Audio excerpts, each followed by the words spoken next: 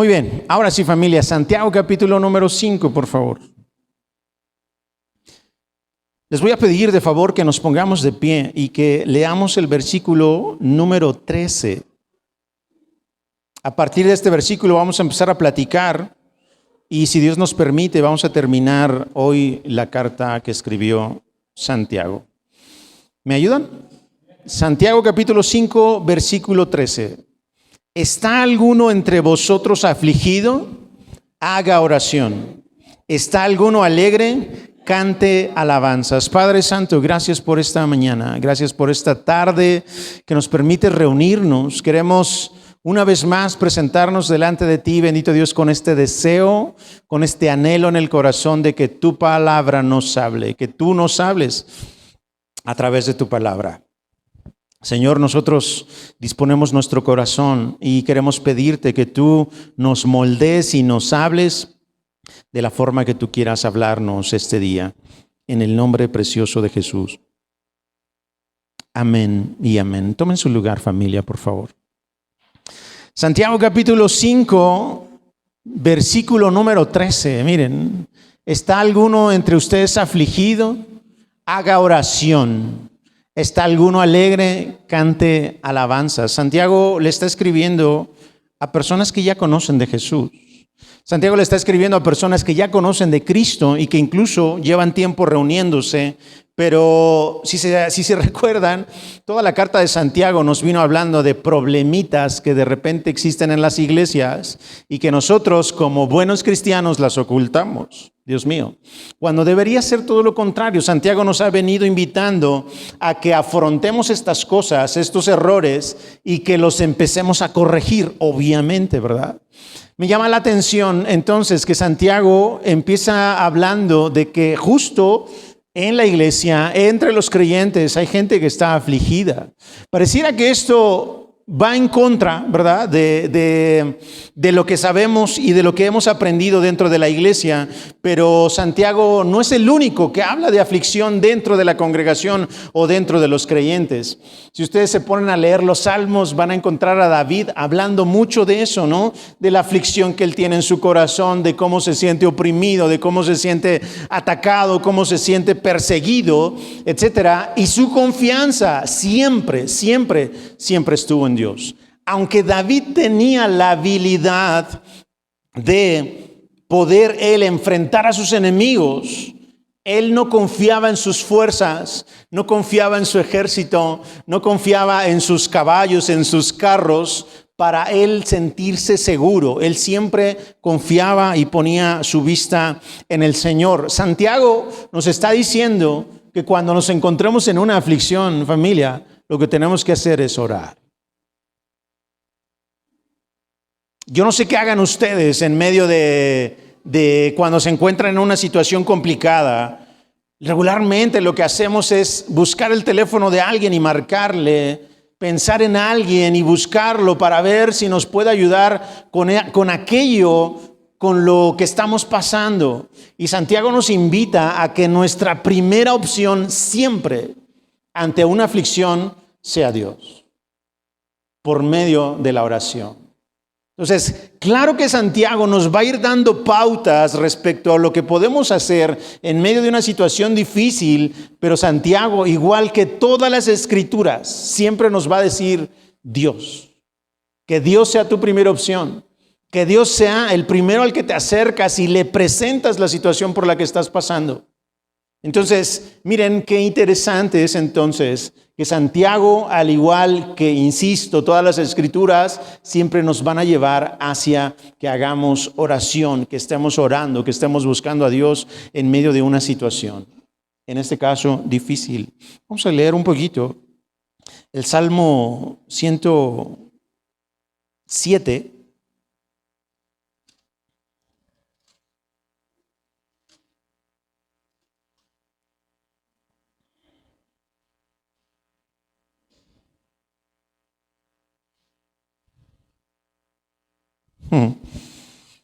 Está un poquito largo. Vamos a leer unos cuantos versículos nada más. Salmo 107. Miren, alabad a Jehová porque Él es bueno, porque para siempre es su misericordia. versículo 2. Digan los redimidos de Jehová, los que ha redimido del poder del enemigo y los ha congregado de las tierras del oriente y del occidente, del norte y del sur, anduvieron perdidos por el desierto, por la soledad, sin camino, sin hallar ciudad. ¿Cuánto nos hemos sentido así, como extraviados, como perdidos, como que ya no sabemos por dónde ni hacia dónde? El salmista hace un poquito referencia a eso. Miren lo que dice el versículo 5. Hambrientos y sedientos, su alma desfallecía. ¿Ven el escenario? Esto es aflicción. Cuando uno anda caminando en la vida y de repente te topas con situaciones tan complicadas, con tu pareja, con tus hijos, con tus padres, con quien sea en la misma iglesia, el salmista está presentándonos un escenario de aflicción, incluso donde ya hay situaciones de tener hambre, de estar sediento, y como el alma también dice, ya no puedo. Versículo 6. Entonces clamaron a Jehová en su angustia. Lo mismo que está diciendo Santiago. ¿Está alguno entre ustedes afligido? Haga oración. Ore a Dios. Busque a Dios. Entonces clamaron a Jehová en su angustia y los libró de sus aflicciones.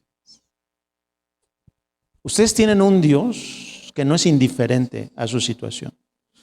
Es una de las cosas que tenemos que tener siempre aquí en la mente y siempre en el corazón. El Dios que tenemos no es un Dios indiferente, ni es un Dios que es tan santo y tan perfecto que no quiere acercarse a nosotros. Todo lo contrario, tenemos un Dios cercano, alguien que quiere justo que nosotros sepamos que Él va a estar ahí cuando le hablemos, que Él va a estar ahí cuando nosotros nos acerquemos a clamar en medio de nuestras angustias. Y Él lo que hará de manera natural, porque nos ama, es librarnos de nuestras aflicciones. Nelson, ¿eso significa que Dios me va a sacar de todos mis problemas? No. Significa que en medio de tus problemas, el Señor va a estar ahí contigo y Él te librará de aquello que te aflige el corazón. Porque miren, ustedes pueden estar en medio de una situación súper complicada, pero cuando ahí está el Señor con ustedes y ustedes confían plenamente en Él, la situación sigue y difícil, y se puede estar cayendo en pedacitos el mundo, pero su confianza en Dios hace que esa aflicción desaparezca. ¿Me estoy explicando? Hemos leído mucho, ¿verdad? En Lucas acerca de que cuando Jesús le advierte a sus discípulos que Satanás los ha pedido para zarandearlos, principalmente a Pedro, y Jesús no ora para que salgan de esa situación, sino para que no les falte la fe en medio de la situación. ¿Me estoy explicando, familia? Estas situaciones que vivimos nosotros son situaciones que se dan porque vivimos en medio de una sociedad que definitivamente no considera a Dios en sus caminos. Nosotros, desafortunadamente, desde que nacemos traemos en nuestro ADN pecado. Y el pecado hace que sucedan todas las cosas que hoy vemos, ¿no? El jueves entendimos que la mayoría de nuestros conflictos resultan de mi actitud egoísta, que en lugar de pensar yo en la otra persona, solo pienso en mí, solo pienso en mi satisfacción, solo pienso en mi bienestar. Este cuadro que nos está pintando el salmista es idéntico a lo que Santiago nos está diciendo. ¿Está alguno de ustedes afligido? Entonces, haga oración. Oren a Dios, familia. Miren, la ventaja que hoy tenemos, la ventaja que tenemos en la gracia es que tenemos un acceso directo a la presencia de Dios. El Antiguo Testamento formado o la presencia de Dios representada en el Antiguo Testamento por medio del tabernáculo, había un obstáculo que no le permitía a la gente común como nosotros entrar a la presencia de Dios. Pero a través de la gracia, del sacrificio perfecto que hizo Jesús, entonces tenemos nosotros acceso a su santidad y a su perfección, sin la necesidad de que nosotros seamos perfectos. Pero sí que entremos a través de alguien que sea perfecto. Cristo Jesús. Hagamos oración. Busquemos a Dios. ¿Por qué les mencioné todo este acceso directo que ustedes tienen? Porque en el momento que ustedes abran su corazón y abran sus labios para hablar a Dios, Él ahí va a estar. Ni siquiera tendrían que venir a un lugar particular o especial para que su oración sea escuchada. Si yo me pusiera a analizar un poquito qué es lo que Dios quiere cuando hacemos oración, es simplemente que seamos sinceros. Que no vengamos con máscaras delante de Él. Que vengamos, como el salmista lo expresa, con esta alma que ya no puede más. Y que le digamos eso a Dios. ¿Sabes qué? No puedo más con esto. No puedo más. Lo siguiente que dice el versículo número 13 ahí en Santiago, familia, es que si alguno está alegre, cante alabanzas. Me gusta lo que está haciendo Santiago aquí porque está poniendo un contraste otra vez. Un contraste entre lo padre, ¿no?, de ser creyente y lo no tan padre de ser creyente. Porque hay cosas que no están padres, ¿eh? Eso es una realidad. Entonces, el ser creyente no significa que entonces que todo va a ser color de rosa, sino que podríamos estar de un lado en la aflicción o podríamos estar del otro en la alegría y el gozo, ¿no? Y ambas cosas, Santiago nos dice, apunten las dos hacia Dios. Están afligidos y tienen problemas, busquen a Dios. Están alegres porque todo está saliendo de maravilla, busquen a Dios, cántenle. Alégrense, gócense en Dios. Las alabanzas obviamente tienen que ser a alguien superior, ¿verdad? Por eso decimos que las dos cosas que Santiago nos está planteando tienen que apuntar a Dios.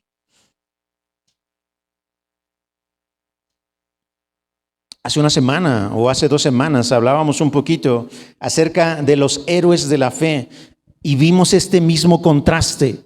Unos alegres porque habían vencido, conquistaron reinos y alcanzaron promesas, taparon bocas de leones. Todo eso lo leímos en Hebreos 11. Pero también vimos a otros que fueron afligidos, que fueron apedreados, aserrados, puestos a prueba, muertos a filo de espada, etcétera. Y ambos eran hombres y mujeres de fe.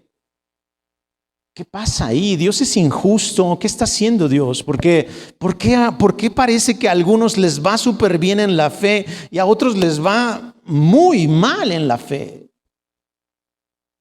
¿Por qué Dios permite eso? Al final, familia, Dios tiene un propósito eterno para cada uno de ustedes. Y cada uno de ustedes va a pasar por un proceso según la necesidad de cada uno.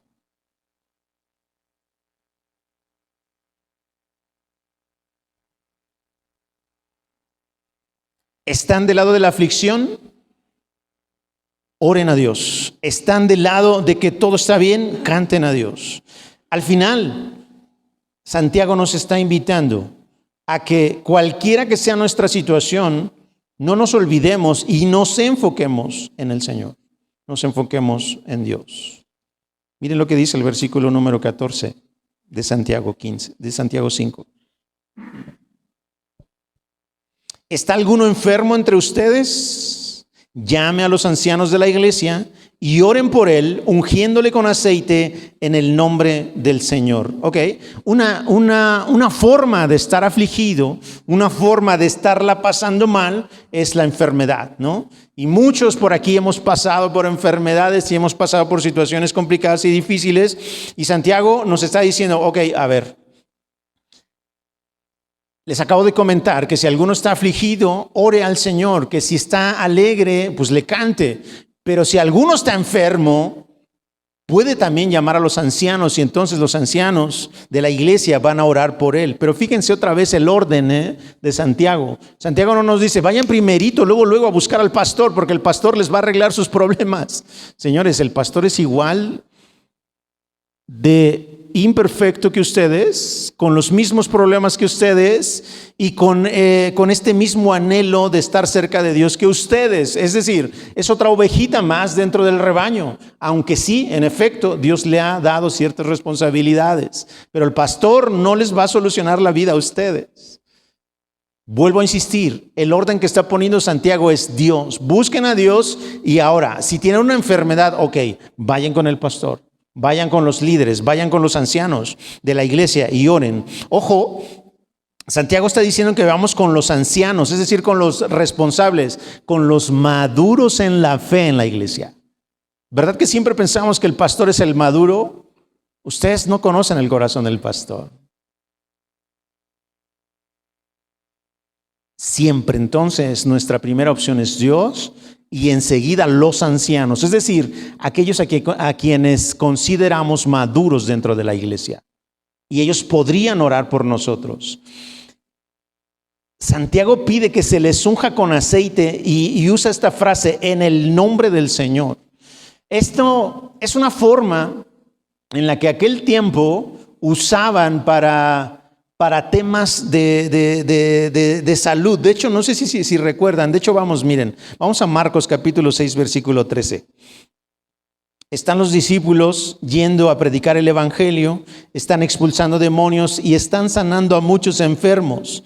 Pero esta sanación, digámoslo así, se hace a través de ungir con aceite a los enfermos. Marcos capítulo 6, versículo 13, miren lo que dice. Y echaban fuera muchos demonios y ungían con aceite a muchos enfermos y los sanaban. Miren, esto de usar el aceite, el día de hoy, en muchas congregaciones está como muy presente, ¿no? De hecho, el pastor tiene ahí su botellita de aceite para que viene un enfermo y le unge con aceite y ora por él, ¿no? En el nombre del... ¿Eso está mal, Nelson? No tiene nada de malo, por supuesto que no.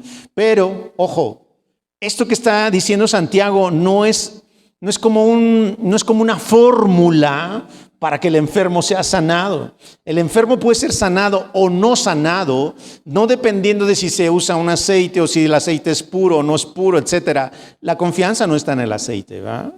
La confianza está en el Señor, que Él es el que obra el milagro. Entonces, miren, de hecho apenas nos tocó platicar con uno de los pastores de la comunidad y nos decía eso, ¿no? Que uno de los hermanos había llegado a pedirle, por favor, pastor, ore por mí y únjame con aceite. Miren qué curiosa la fe del creyente, ¿no? ¿Está mal, Nelson? Bueno, él tiene esa fe. ¿Nosotros qué hacemos? Respetamos eso, ¿no? Respetamos eso. ¿Por qué? Porque si él, que es débil o fuerte en la fe, cree eso, el Señor lo ha recibido así. Y nosotros no tenemos por qué rechazar a nadie por ese asunto. ¿Nosotros usamos aceite? No lo usamos. Sin embargo, vuelvo a insistir. Les estaba platicando el chisme, ¿verdad? Entonces, este hermano le pide al pastor que lo unja con aceite y que ore por él. Y el pastor le dice, yo no hago eso aquí en la iglesia. Pero a causa de que tú me estás pidiendo que lo haga, lo voy a hacer. ¿Me estoy explicando?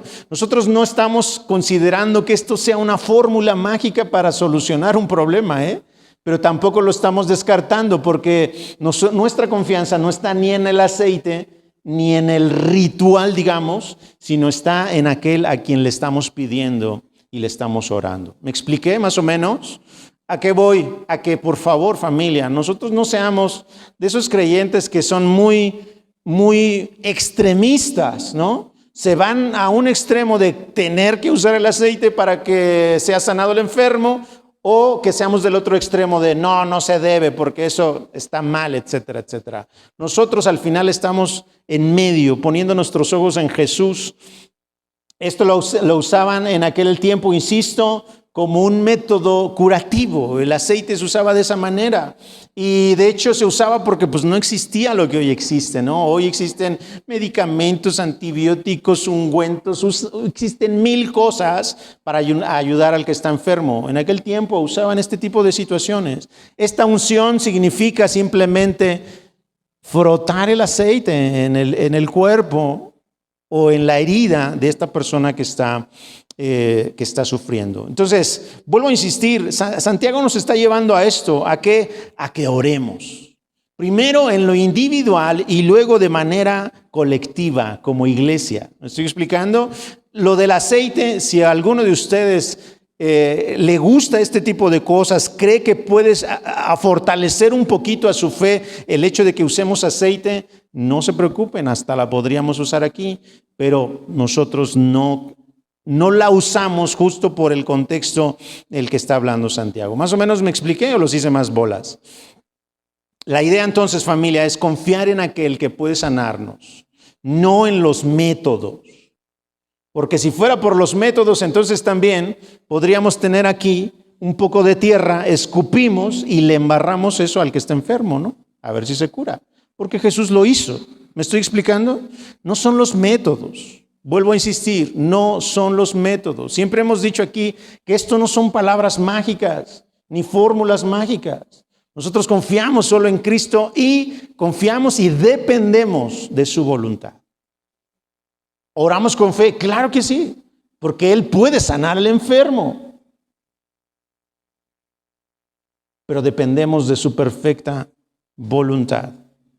¿Sale? Entonces, otra vez, oramos a Dios primero en lo personal y luego oramos en lo colectivo. Ya buscamos a los ancianos de la iglesia, al hermano de la iglesia y le pedimos, oye, por favor, ayúdame, necesito que me ayudes a orar por esta o por aquella situación. Versículo 15, y la oración de fe salvará al enfermo y el Señor lo levantará. Me llama mucho la atención que esta versión en particular, la 60, no dice que va a sanar al enfermo, sino que lo va a salvar. Otras versiones sí hablan de sanidad, de que lo sanará, pero esta versión es curioso que haga énfasis en la salvación y en que el Señor va a levantar al enfermo. El orden al final es ir al interior del enfermo para que el Señor lo salve y después lo levante. ¿Se dan cuenta? Es lo que Jesús también nos enseñó al principio. Jesús no está tan enfocado en las cosas de aquí de la tierra, porque Él siempre le va a interesar lo eterno. Entonces, ¿este orden es importante en Él? Sí, sí es importante, porque Dios está más ocupado en la salvación, en el interior de la persona, que en el exterior de la persona.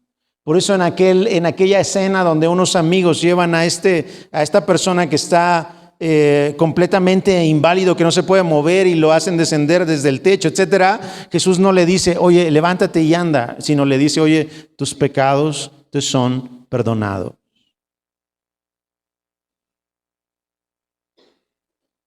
Eso nos podría hacer pensar que nuestras enfermedades son resultado del pecado que hay en nosotros o de algún pecado que hicimos. ¿A poco no también es bien común? No, seguro está enfermo porque pecó en algo, porque se equivocó en algo, Ya. Tenemos que dejar esos pensamientos. ¿Hay enfermedades que son a causa del pecado? Sí. Sí las hay. Pero hay otras que no. Con Jesús vimos muchos ejemplos en los que una vez le preguntaron, oye Jesús, esta persona que es ciega, ¿quién pecó? ¿Él o sus padres? Jesús les dice, ni él ni sus papás.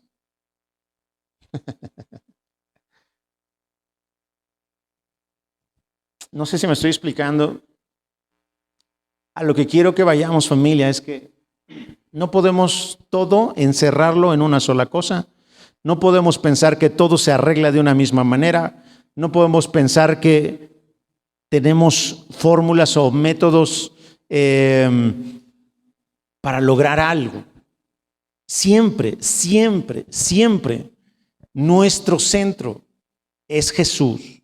Siempre al que le vamos a orar y al que le vamos a pedir es Jesús. Los métodos y las formas, bueno, Dios puede hacer lo que a Él se le antoje, como a Él se le antoje, en el momento que a Él se le antoje. Estaba un amigo de Jesús muy enfermo y le avisaron, Señor, tu amigo está enfermo. Y Jesús dijo, me aguanto un ratito, tengo cosas que hacer, no puedo ir a verlo. Y permite Jesús que el amigo enfermo muera para después ir, ahora sí, a verlo y resucitarlo. Ojalá que así fuera, ¿verdad? Con cada situación que vivimos, y es lo que más anhelamos nosotros, que en cada situación Dios haga algo poderoso para sacarnos y librarnos. A muchos no les permitió llegar a la muerte y lo sanó, pero a Lázaro, a ese sí dijo, que te muérete. Y ya después voy y te resucito. Es el propósito que Dios tiene en cada situación. Miren, si yo enfermo de cáncer y el Señor no me sana, ese era el propósito, que yo fuera llamado a su presencia por el cáncer. ¿Me explica? ¿Me explico? Si Dios hace que yo me enferme y después soy sanado, gracias a Dios, lo más probable es que mi salud sea para que otros crean. ¿Me estoy explicando? Más o menos. Entonces, ¿estuvo bien que Dios dejara morir al que se murió de cáncer? Sí. ¿Estuvo bien que Dios sanara al otro que también tenía cáncer? Sí. Estuvo bien. ¿Por qué? Porque es su voluntad y son sus propósitos. Santiago no nos está diciendo que esto es una regla en la que todos aquellos enfermos por los que se ore van a ser sanados. Afortunadamente en la Biblia tenemos muchos textos que nos hablan justo de este tipo de situaciones y sabemos que esto no es una regla. Es decir, no por todos los que oremos van a ser sanados. ¿Por qué, Nelson? Pues porque Dios tiene un propósito en cada situación y en cada circunstancia. Alguna vez les platiqué de mi hermana. ¿Por qué falleció? Porque Dios lo permitió así. Aquí tenemos un testimonio vivo de alguien que ya se estaba despidiendo prácticamente y mírenlo, aquí anda. ¿Verdad, hermano? ¿Por qué? Porque Dios tiene un propósito con cada situación. Entonces, familia, volvemos al punto. Nosotros, claro que sí, vamos a orar por los enfermos. Si ustedes tienen una situación de enfermedad, vamos a orar por esa enfermedad y vamos a creer que Dios puede sanar. Claro que sí, porque lo ha hecho y lo ha mostrado de muchas formas. Pero nosotros dependemos 100% de su voluntad. Dependemos de que Él en ese momento quiera hacerlo o no quiera hacerlo. Nosotros no vamos a creer que el pastor tiene superpoderes y por eso Él puede sanar a la gente. Nosotros no dependemos de la persona, dependemos de la voluntad de Dios, aunque Dios usa a las personas.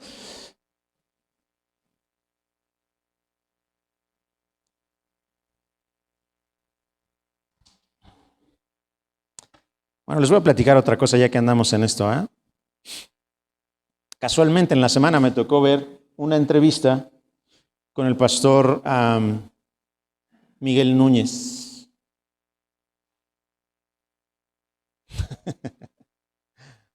Y le preguntaban de esto. Hay pastores que ya no creen, ¿verdad?, en la continuidad de los dones y que ya no suceden hoy muchas cosas. Bueno, adelante, está bien que crean. Pero a este pastor le preguntaron eso. Y él tiene una postura en la que está justo en medio, en donde él cree que Dios puede hacer lo que él quiera. Y Dios se lo mostró justo en su congregación. Él es un médico, es un doctor. Y él tenía un congregante en su iglesia con cáncer. Y menciona que oraron por él los ancianos de la iglesia y ¡bum!, desapareció el cáncer, ¿no? Entonces, él justo nos habla de esas cosas. O sea, ¿cómo podría yo, aún con mis sesgos teológicos, mi línea doctrinal, decir que ya no hay dones, que ya no hay milagros, o que ya no hay esto, que ya no hay aquello, cuando Dios sigue haciendo cosas, ¿no? Y cosas impresionantes, pero otra vez, no es de que él recalcaba mucho, no es de que nosotros seamos superpoderosos, ¿no?, y que oremos por cualquiera y sane, porque también oraron por algún otro hermano en algún otro tiempo y el hermano murió. Entonces, vuelvo al punto. Dependemos 100% de la voluntad de Dios y eso no significa que Dios no obre de esta manera. La oración de fe salvará al enfermo y el Señor lo levantará y si hubiere cometido pecados le serán perdonados. ¿Se dan cuenta cómo Santiago no puede dejar a un lado o no puede dejar de considerar la integridad del ser humano? Porque no solo se enfoca, en eres sanado y ya. Si hubiere cometido pecado, le va a ser perdonado. ¿Por qué hablo de esta integridad? Vuelvo por lo mismo que dije hace rato. Dios no solo está preocupado por la situación externa de nuestra vida, sino principalmente por la interna. Por la interna. Por la interna. ¿Ustedes han conocido a alguien que haya recibido un milagro y que hoy no se congregue? Hay muchos. Hay muchos. Fue sanado algo externo, pero lo interno. Entonces necesitamos enfocarnos, o más bien tenemos que abarcar la necesidad integral. Que el pecado sea perdonado, que nos concienticemos de nuestros errores, que podamos arrepentirnos y Dios, si tiene un propósito en nuestra salud, nos dará la salud. Versículo número 16, confiésense sus ofensas unos a otros y oren unos por otros para que sean sanados. La oración eficaz del justo puede mucho. Miren, si yo ofendo a alguien, lo que me está pidiendo Santiago es que confiese mi ofensa, que no la guarde, que no la retenga. Necesito ser transparente y ser honesto. Aunque la otra persona a lo mejor me va a dejar de hablar porque fui un grosero, porque me equivoqué, porque la regué. Pero esta es la forma en que Dios va a empezar a limpiar, a purificar el error que hay en mí. Si la otra persona también es creyente y está buscando hacer la voluntad de Dios, Dios le pondrá en su corazón que perdone mi error, ¿no? A lo mejor ya no vamos a ser super cuates, pero yo confesé mi error y el otro pudo perdonar y soltar la ofensa que le hice. ¿Me explico? Dios al final lo que va a provocar es esto, una relación entre nosotros que no sea conflictiva, sino una relación de paz pacífica, que fue lo mismo que Santiago ya nos enseñó. Esta paz tiene que ver con una sabiduría que viene de lo alto. Si es una sabiduría terrenal, animal o diabólica, pues no, siempre va a haber conflicto, siempre va a haber celos, siempre va a haber broncas. Pero cuando estoy con Dios y con esta sabiduría, lo que vamos a encontrar es paz. Y como dice Pablo, vamos a tratar de estar bien con los demás en cuanto nos sea posible. Confiésense sus ofensas y oren unos por otros. Santiago siempre nos va a llevar a que busquemos a Dios, a que oremos a Dios. A veces solo platicamos, nos confesamos nuestros errores y Santiago nos dice, sellen eso con una oración.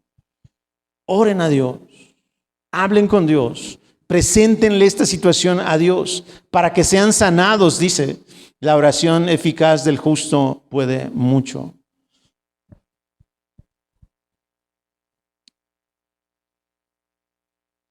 Tenemos esta herramienta entonces como creyentes que pareciera una herramienta simple o común, pero estamos nosotros con esta facilidad de poder orar y presentarnos delante de Dios, sea cual sea la situación, y Dios obrará de acuerdo a su perfecta voluntad para que al final se cumplan sus propósitos.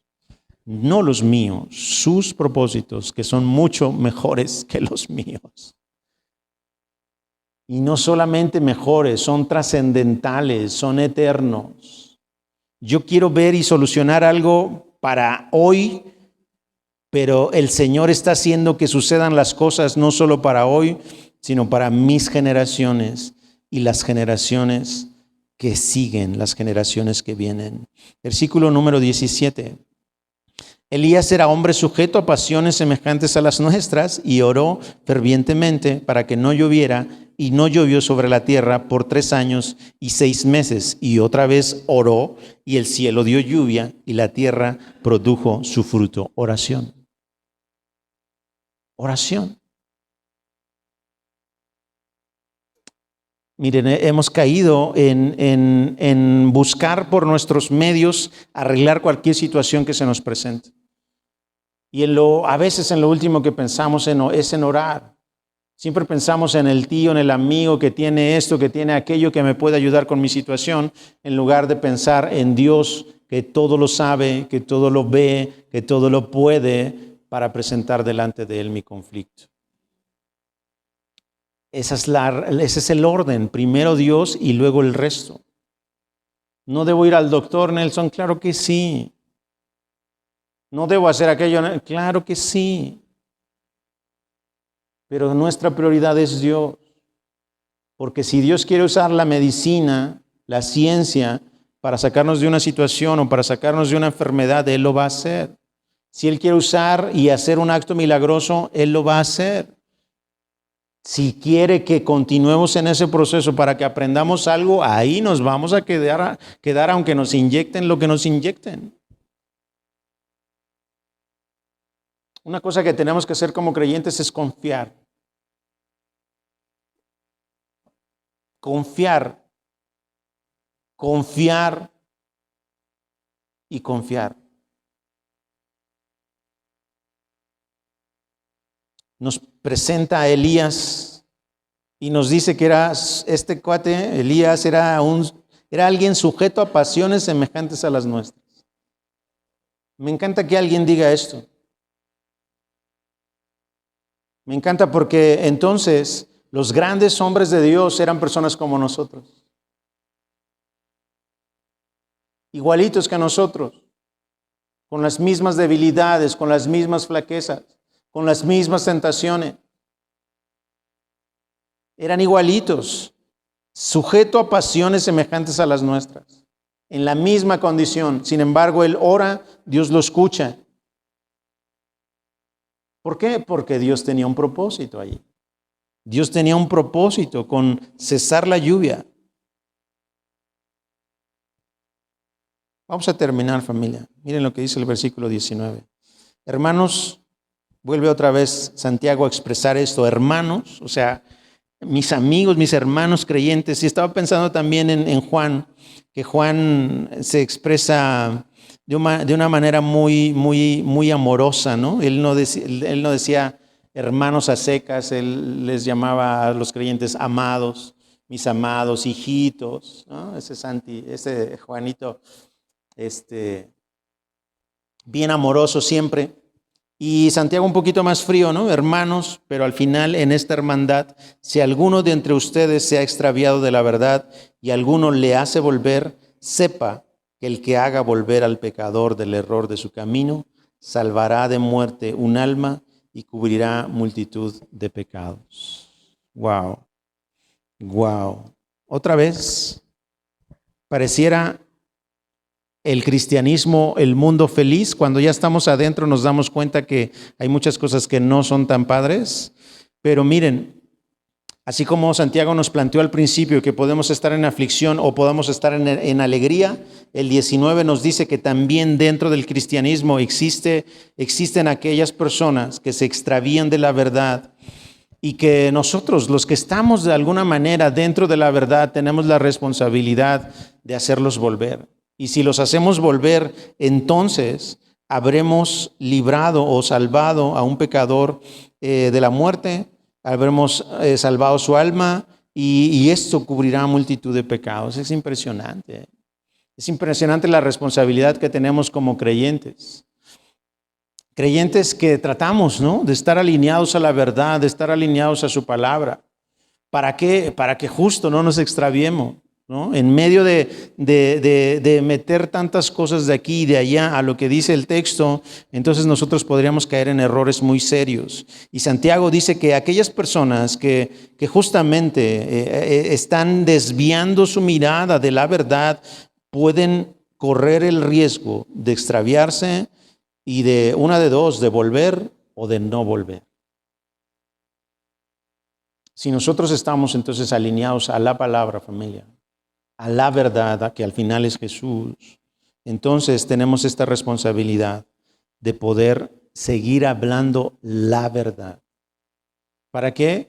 Para que si Dios permite que alguien que se extravió escuche esta verdad, entonces pueda regresar y pueda nuevamente seguir caminando juntamente con Cristo.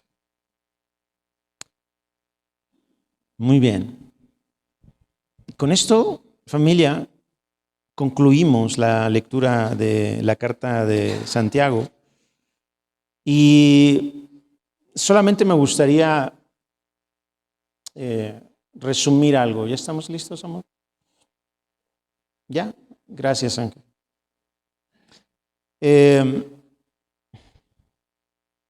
Todo lo que Dios inspiró a estos siervos de Dios y que hoy, gracias a Él, lo tenemos plasmado aquí en estas letras, todo, absolutamente todo lo que se escribió, familia, es para regresarnos a Jesús, para regresarnos a Cristo, para que no nos desviemos de la verdad. Y es impresionante que a veces buscamos en las Escrituras aquellas cosas que suenan bonitas y Santiago como que dijo, pues ahí les va todo lo que no es tan bonito, ¿no? Y nos lo expresó. Creyentes que se quejan todo el tiempo en lugar de gozarse en medio de las pruebas. Creyentes que escuchan la palabra de Dios, pero que no la practican. Creyentes que dicen que tienen fe, pero su fe es una fe muerta y no una fe viva. Creyentes que han estado viviendo solamente con apariencias y no con sinceridad de corazón. Todo esto nos lo platicó Pablo. Creyentes que usan su lengua, la misma lengua que usan para alabar a Dios, la usan para maldecir a los hombres que son creación del Dios al que alaban. Todo esto Santiago nos lo planteó haciéndonos saber que no estamos exentos de caer en esto, pero que es necesario que tengamos cuidado de no caer en esto. Santiago al final nos está llevando a una reconciliación con nuestra fe, para que nuestra fe no sea solamente de palabras, sino sea la forma en que vivimos todos los días, la forma en que vivimos cada segundo, cada minuto con cada persona con la que nos relacionamos. La fe tiene que ser algo vivo, algo de todos los días y no algo de domingo. El domingo escuchamos su palabra, aprendemos acerca de la fe, pero el resto del tiempo vivimos esta fe, experimentamos esta fe. Lo último que Santiago nos vino hablando en el capítulo 5 es que seamos pacientes. Que la cosa puede ponerse difícil y complicada, pero que seamos pacientes hasta que el Señor venga, regrese y Él juzgue todas las cosas, Él ponga en orden todas las cosas, porque cuando Él regrese va a exponer lo que realmente hay en el corazón del ser humano. ¡Wow! ¡Qué fuerte! ¡Qué fuerte! Porque hoy yo puedo venir y estar delante de ustedes con una apariencia, pero cuando Él venga va a exponer lo que hay realmente aquí en mi corazón.